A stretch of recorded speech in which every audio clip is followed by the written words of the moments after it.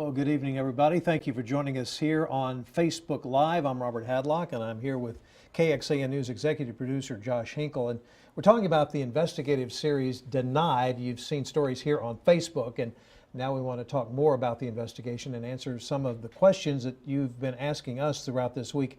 And Josh, let's start with the investigation. How did this all come together? Well, back in January of 2017, there was the tragic event in downtown Austin where the young man, 19-year-old Zachary Anam, he shot and killed himself in the back of a police cruiser. He had been arrested for a shoplifting incident, and this investigation really started out as us trying to find out information about that case specifically. The city of Austin denied our records request when we were asking for video of not just the incident, what happened in the car and outside the car, but also video of the surveillance of how the search was done. How did he get a gun? He had this gun on him. Somehow the officers missed it, and we wanted to find out more information about that. Like I said, the city denied our records request, and when I asked them why, they cited a specific state law. I started checking around and found out that this law is used by police because they have the discretion to use this law. Basically, if a suspect dies in police custody and the case is closed, then they can choose to withhold whatever information in that case that police feel they need to. There are some concerns from some groups, some families, journalists, lawyers, that this law possibly is having some unintended consequences, and it could be used to possibly protect police officers or police agencies that might be doing wrong. Has this law been used very often? Well, that's the thing. The state, the Attorney General's office, that usually is the clearinghouse for these types of things, open records, they don't track how often law enforcement agencies are asking the Attorney General to weigh in on this. So you would have to go agency by agency. We do know in the city of Austin, Austin police have used this to deny requests a little over 70 times in the past decade. Some people have suggested we're doing this story as a way to push an anti-police agenda. That is not the case. Right. Clearly there are a lot of good officers out there and a lot of great police agencies. I mean, there's been so much praise for Austin police after the way that they handled the bombing investigation and trying to find the bomber recently. We've done plenty of good police stories, and this isn't necessarily a bad police story. Maybe the Austin Police Department is doing everything right. This is about the information and making things more transparent and making sure the public understands what the police are doing. There is the thought that if police are withholding information, the public can't see what's really going on. And we believe that with transparency comes trust. And if you have trust from the community, then that means that you might have a lot more lawful public. And that way it makes police easier to do their jobs. And a lot of people on Facebook wonder why anyone would want to see a graphic video that's in this series. Right. That's one of the big comments we've been getting on Facebook, and understandably it is something that no one really wants to see. The death of someone, especially, in this case, a suicide.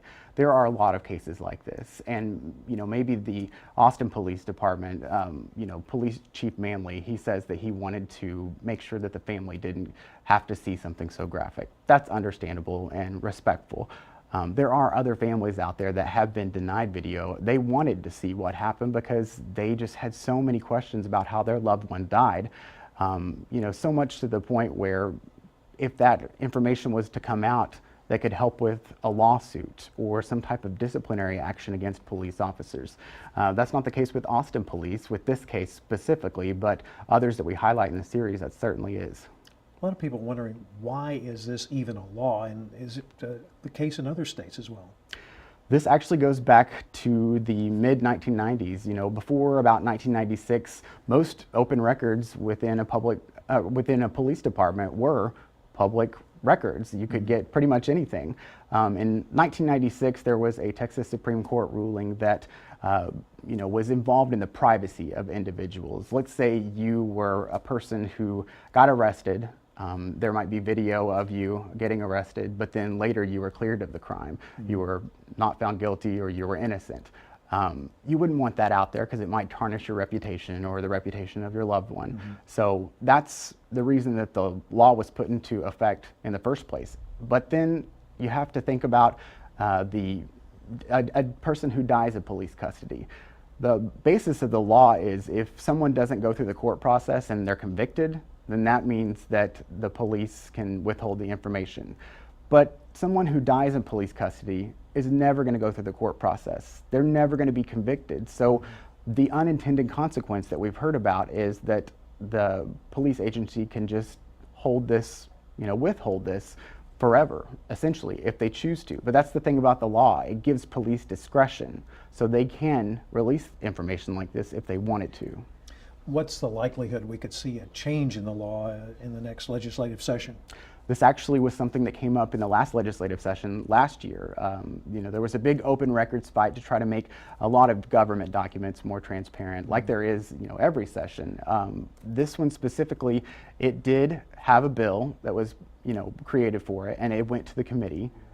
The committee that was looking at it voted unanimously in favor of tweaking that law to make it where if a person dies in police custody, that information should be releasable no matter what. Even though the bill made it out of the committee, it was so late in the session and there were so many other issues that lawmakers had as what they saw as priorities, it didn't make it to the House floor for a vote. But we have heard already since our series Denied has been on our website, deniedproof.com. That is something that's grabbing the attention of other lawmakers, and we've heard that there's some traction to possibly reintroduce something similar next session. It's some powerful reporting, and Josh, thank you for answering our questions here tonight. Thank you for joining us here on Facebook Live. Watch Denied, a KXAN investigative series tonight on KXAN News at 10 o'clock.